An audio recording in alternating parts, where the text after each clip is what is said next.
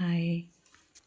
நேற்று நான் தலைக்கு ஒரு ஹேர் பேக் போட்டிருந்தேன். மருதாணி, வெள்ளை கரிசலாங்கண்ணி, அது கூட கருவேப்பிலெல்லாம் போட்டு அரைச்சி. அதுக்கு முன் வீடியோ பார்த்திங்கன்னா அதில் தெரியும். ஸோ மறுநாள் இன்னொரு ஹேர் பேக் போடணும்.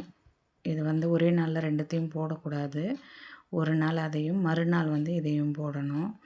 இது என்னதுன்னு பார்த்திங்கன்னா நாட்டு மருந்து கடையில் கிடைக்கும். அவுரி பொடின்னு, நீலி அவுரின்னு பேர் இதுக்கு.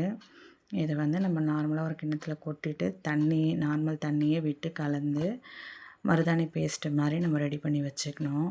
கொஞ்சம் தலைன்னு இருக்கலாம். அதை எடுத்து நம்ம தலையில் அப்ளை பண்ணிக்கலாம். நேற்று போட்டிருந்தேன் இல்லைங்களா, ஆனாலும் அந்த வெள்ளை முடி அப்படியே தெரியும்.